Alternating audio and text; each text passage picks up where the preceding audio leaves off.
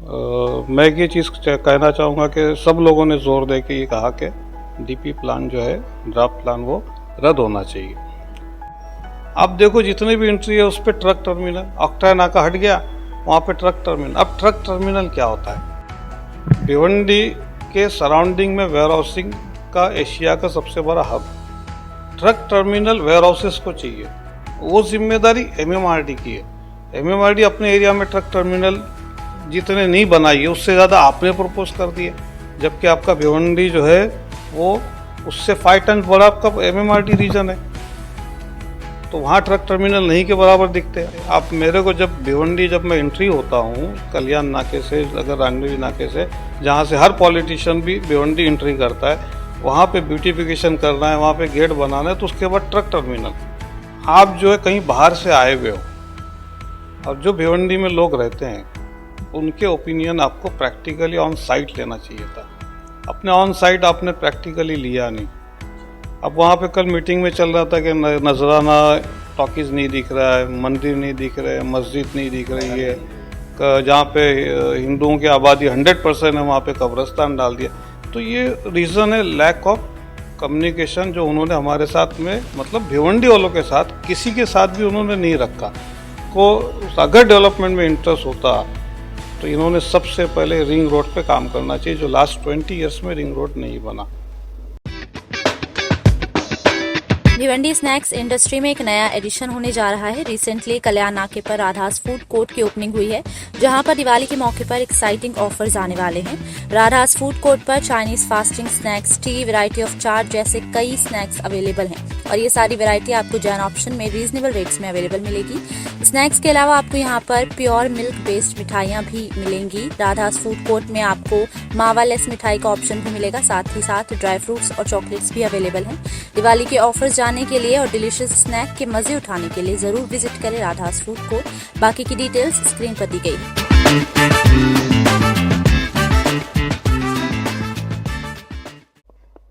Hello friends, life in Bhiwandi में आप सभी का स्वागत है। जिस तरह से हमने देखा भिवंडी शहर में पिछले महीने एक डीपी प्लान प्रकाशित किया गया महानगर पालिका से की तरफ से, जिसके बाद शहर में एक अलग माहौल देखने को मिला।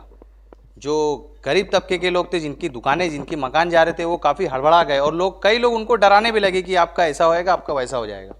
जिसके बाद महानगर पालिका ने एक टकरार के लिए एक डेट फाइनल करी 10 नवंबर, जिससे पहले जिस किसी को भी इस डीपी प्लान पर टकरार थी वो अपना टकरार जो है महानगर पालिका में जाके सबमिट कर सकता था। फिर हमने देखा कि कल एक महासभा बुलाई गई, जिसमें मांझी नगर सेवक, कई NGOs के लोग और बहुत से लोग उसमें मौजूद थे, जिसमें दोनों MLAs महेश चौगले भी थे और रईस शेख भी थे और केंद्र राज्य मंत्री कपिल पाटिल जी भी थे वहाँ पर, और मनपा के आयुक्त भी थे। काफ़ी लोग थे इसमें। इस मीटिंग में बहुत सी बातें निकल के आ गई, मगर हम आज खास बातचीत करने के लिए आए हैं इंजीनियर के धुर्राज सर से, और इनसे हम जानेंगे कि कल का जो मीटिंग हुई है और जो आपका जो इसमें डीपी प्लान को लेकर आपका क्या ओपिनियन है, उस चीज़ पे हम बातचीत करेंगे। सर, क्या कहेंगे आप? जिस तरह से हम कल देखे महानगर पालिका में एक महासभा बुलाई गई थी, जिसमें कई लोग आए थे, और डीपी प्लान को आप किस तरह से देखते हैं?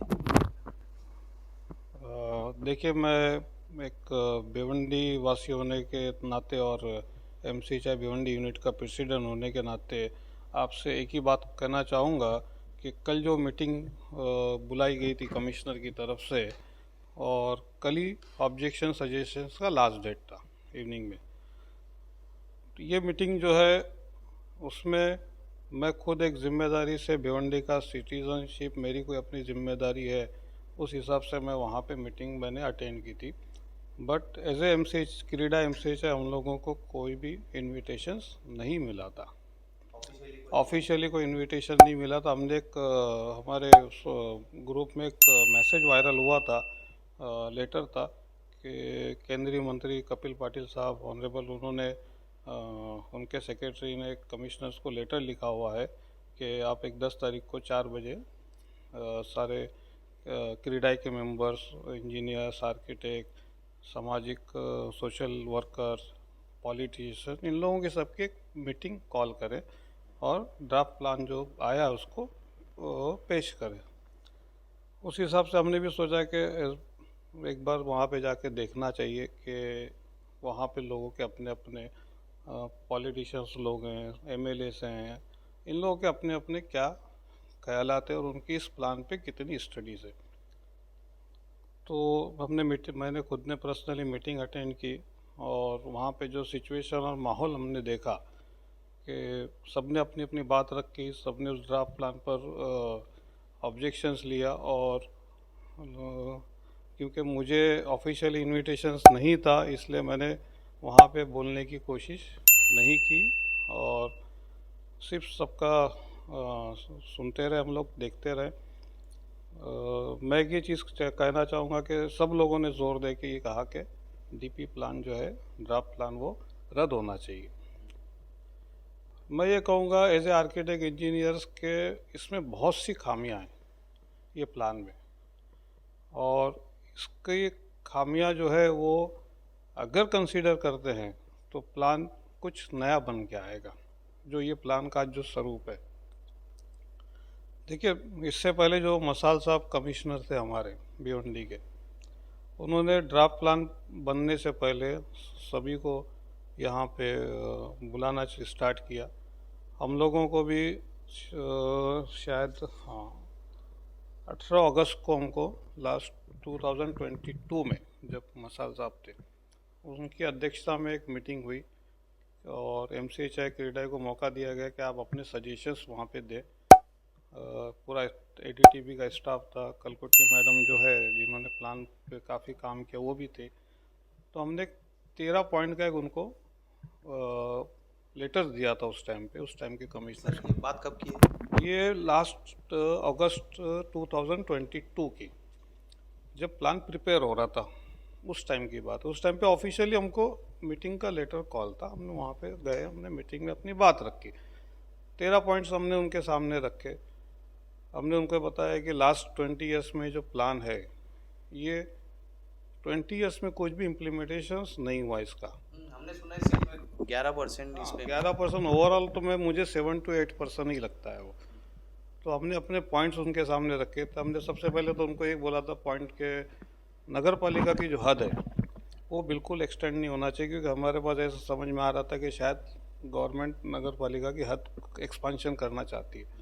तो फर्स्ट मुद्दा हमारा वही था कि आप इसको नहीं कीजिए, क्योंकि आपका जो 20 ईयर्स का रिकॉर्ड है मूलभूत सुविधा देने का, उसी में आज भी हम हैरान हैं और 20 साल पहले भी हम हैरान थे, उससे पहले भी हैरान थे। तो वो पॉसिबिलिटी नहीं है और हमारे उस पर ऑब्जेक्शंस है। सेकंड ये था कि डीपी जो प्लान है आपका लास्ट 20 ईयर्स में, अगर आप उस प्लान को कंप्लीट नहीं करते हो तो numbers of reservations, numbers of DP road, उसको चेंजेस मत कीजिए। रिजर्वेशन के पर्पस चेंज कर लो रिक्वायरमेंट के हिसाब से। जहाँ जहाँ आपको रिक्वायर लगता है कि नहीं यहाँ पे हमको ये रिजर्वेशन अभी नहीं ज़रूरत है, ये रिजर्वेशन अभी इसका पर्पस चेंज होना चाहिए, वो चेंजेस कर लो। उसमें सबसे बड़ा हमारे पास ये था कि ऑक्टा नाके थे हमारे 20 ईयर्स बैक में।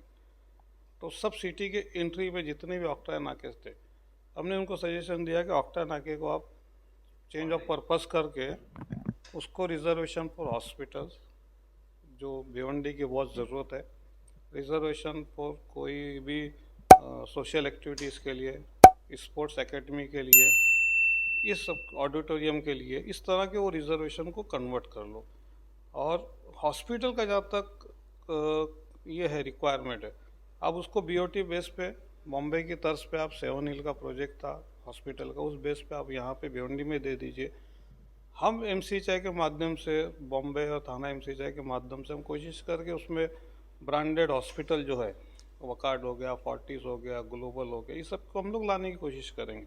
इस पे मगर कोई ये हमने ऑब्जेक्शंस में हमारे 18 तारीख के इसमें राइटिंग में दिया है। आपने जो 13 पॉइंट, उसमें से एक पॉइंट ये भी था। फिर हमने इनको कहा था कि आप जो है मेट्रो जो रूट है उसका जो भी रीअलाइनमेंट हुआ है वो हमारे DP रोड पे आना चाहिए। तो DP रोड पे तो आया हुआ है।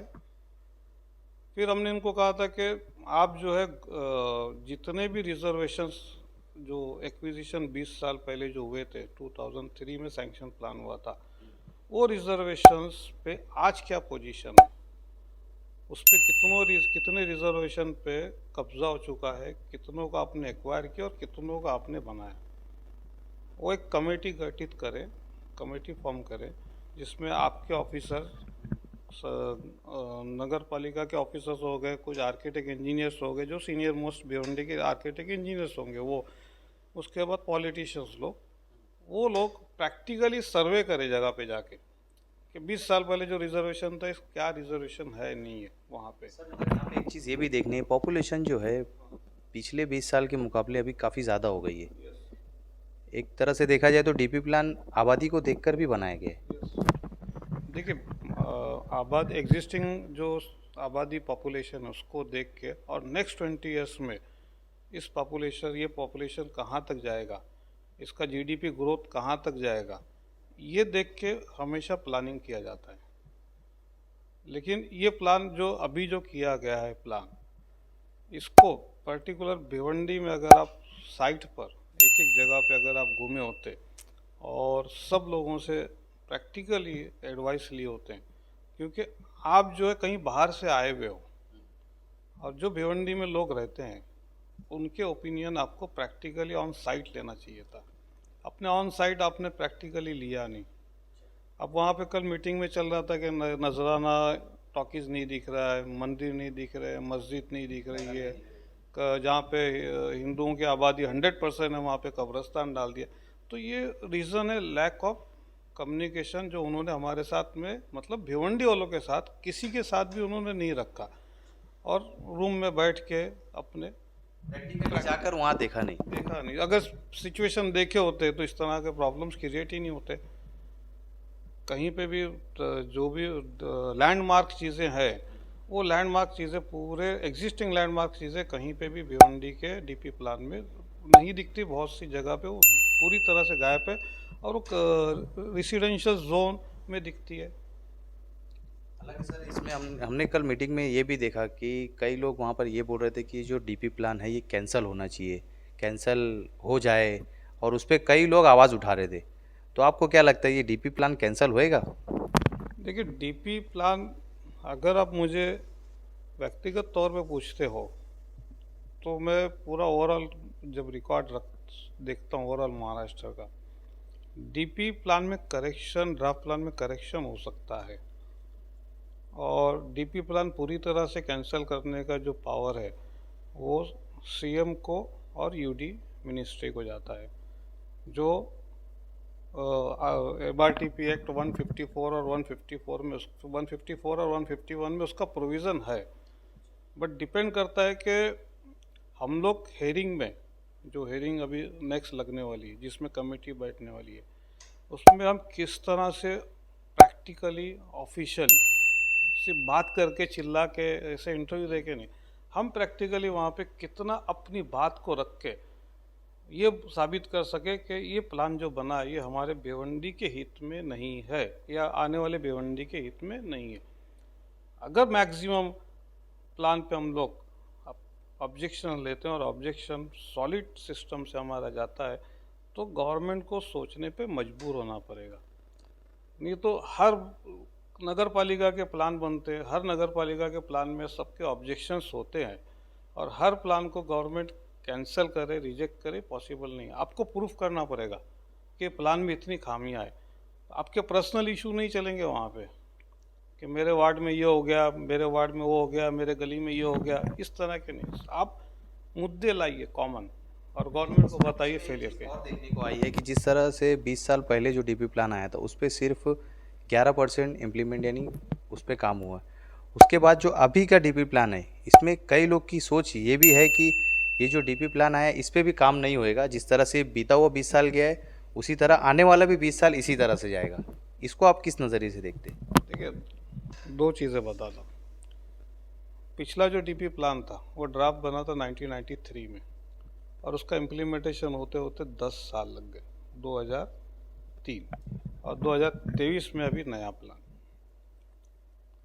कोई भी प्लान, डीपी प्लान अच्छा है, बुरा है, या जैसे भी, उसका इम्प्लीमेंटेशन करने के लिए पैरेलल सिविक बॉडी है, जो काउंसिल है या म्यूनसिपलिटी है, जहाँ पे भी पब्लिक और पब्लिक का प्रतिनिधि अगर गवर्नमेंट के साथ में, प्रशासन के साथ में अच्छी सोच रखेगा तो विकास होगा।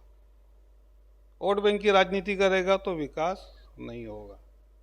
इसकी सबसे बड़ी एग्जाम्पल लास्ट हमारा था और 2023 में अभी नया प्लान। कोई भी प्लान, डीपी प्लान अच्छा है, बुरा है या जैसे भी, उसका इम्प्लीमेंटेशन करने के लिए पैरेलल सिविक बॉडी है, जो काउंसिल है या म्यूनसिपलिटी है, जहाँ पे भी पब्लिक और पब्लिक का प्रतिनिधि। अगर गवर्नमेंट के साथ में, प्रशासन के साथ में अच्छी सोच रखेगा तो विकास होगा। वोट बैंक की राजनीति करेगा तो विकास नहीं होगा। इसकी सबसे बड़ी एग्जाम्पल लास्ट हमारा थाना है। थाना में जब चंद्रशेखर जैसे कमिश्नर आए तो थाना की पूरी काया पलट गई। लेकिन उसमें सिर्फ हम सिर्फ चंद्रशेखर जी को पूरा 100% क्रेडिट नहीं दे सकते। वहाँ के सारी पब्लिक, वहाँ के सारे पॉलिटिशियंस, हर पार्टी के पॉलिटिशियंस, सबको उसका क्रेडिट है। तो यहाँ पे जो भी है, अगर आप कोई चीज़ पे उंगली उठाते हो तो 4 उंगली आपकी तरफ है। आपके वार्ड में, आपके एरिया में विकास क्यों नहीं होता, ये आपको सोचना चाहिए। कुछ अच्छे वार्ड भी दिखते हैं हमको भिवंडी में, अभी नाम लेके मतलब नहीं है, ऐसा नहीं। तो जैसी आपकी सोच है वैसे आपको रिजल्ट मिलेगा, ये मेरा अपना बोलना है। क्योंकि जितने भी डीपी रोड्स हैं या रिजर्वेशंस हैं, ये सब के लिए काउंसिल में ठहराव पास होते हैं। आपके पास लड़ने के लिए स्थायी समिति है, आपके पास मेयर है, आपके पास उप मेयर है, सब कुछ है। गवर्नमेंट से आपको बात करने के लिए आपके पास सिस्टम है। तो ये तो 1-1.5 साल से प्रशासक है ना। इससे पहले 20 साल पहले तो प्रशासक नहीं था।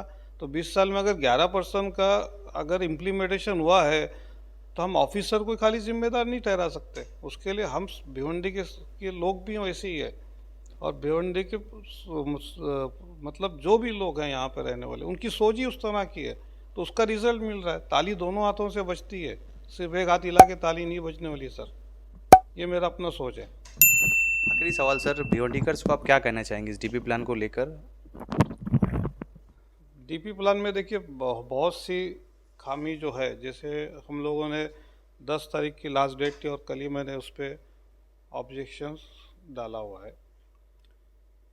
एक तो भिवंडी के जितने भी 5 एंट्रीज हैं, जिसमें आप भिवंडी से बाहर से जब आप सिटी में आते हो, एंट्रीज आते हो, आप कालेर कशेली से जब आते हो भिवंडी अंजुरपाटा, वहाँ तक का रोड 30 मीटर का है, क्योंकि वहाँ पे भी MMRD अथॉरिटी है जिसने डीपी प्लान बनाया।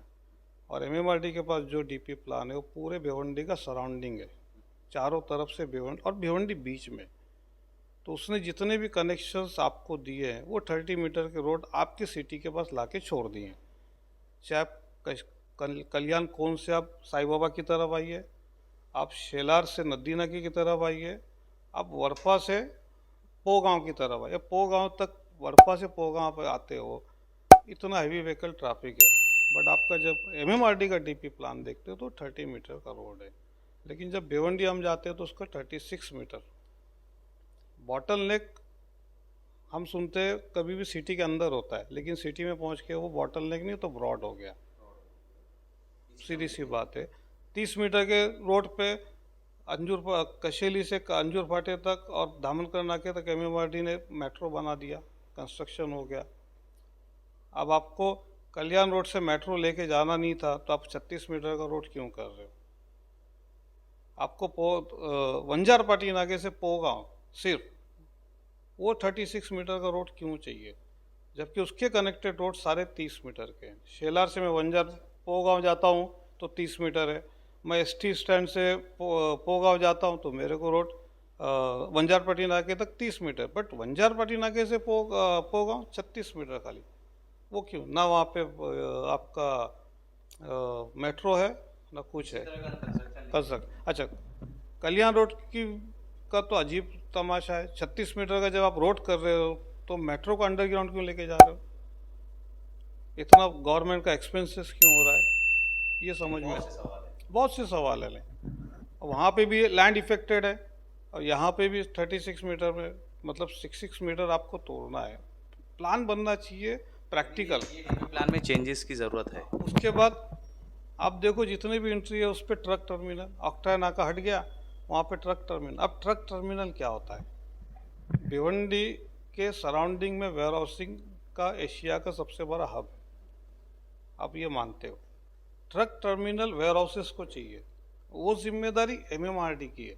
एमएमआरडी अपने एरिया में ट्रक टर्मिनल जितने नहीं बनाई है उससे ज़्यादा आपने प्रपोज कर दिए, जबकि आपका भिवंडी जो है वो उससे 5 टन बड़ा आपका एमएमआरडी रीजन है, तो वहाँ ट्रक टर्मिनल नहीं के बराबर दिखते। आप मेरे को जब भिवंडी जब मैं एंट्री होता हूँ कल्याण नाके से, अगर रांडवी नाके से, जहाँ से हर पॉलिटिशियन भी भिवंडी एंट्री करता है, वहाँ पे ब्यूटिफिकेशन करना है, वहाँ पे गेट बनाना है, तो उसके बाद ट्रक टर्मिनल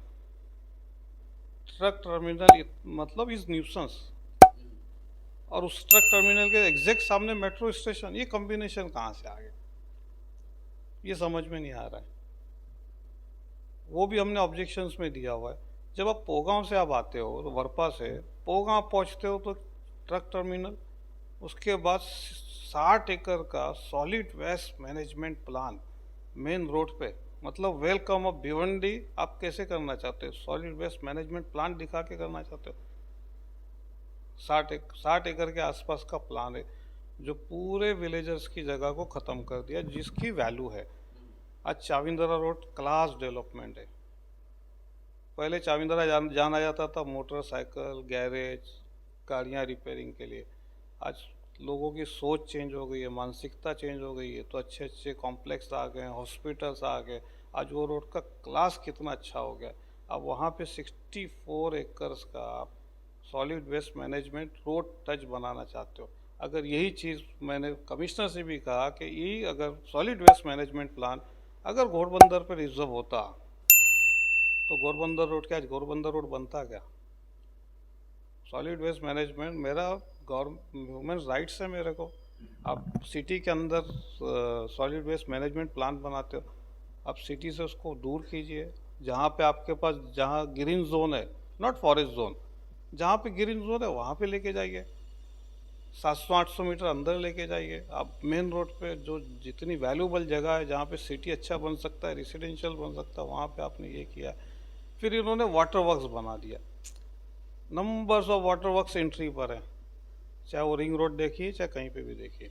इनको अगर डेवलपमेंट में इंटरेस्ट होता तो इन्होंने सबसे पहले रिंग रोड पे काम करना चाहिए, जो लास्ट 20 ईयर्स में रिंग रोड नहीं बना।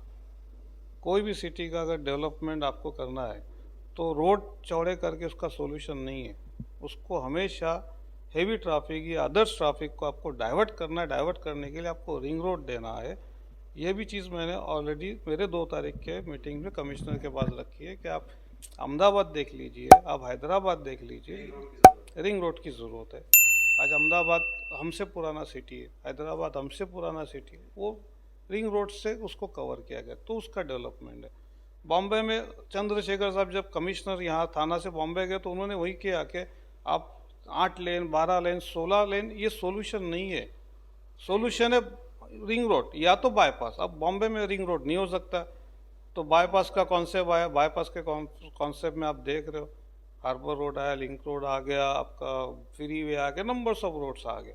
तो सॉल्यूशन आपके पास बाईपास या तो रिंग रोड है। अगर आपको ट्रैफिक को डाइवर्ट करना है और ट्रैफिक का बिजी जो ये है उसको कम करना है तो आपको रिंग रोड इज़ मस्ट, जो आज 20 साल में हमारे भिवंडी में रिंग रोड नहीं बना। ये सबसे बड़ा प्रॉब्लम है। उसके बाद पर्टिकुलर कहीं कहीं पे रिजर्वेशन जो शेप है, किसी भी पर्सनल फैमिली को हट करने के लिए शेप बनाए गए।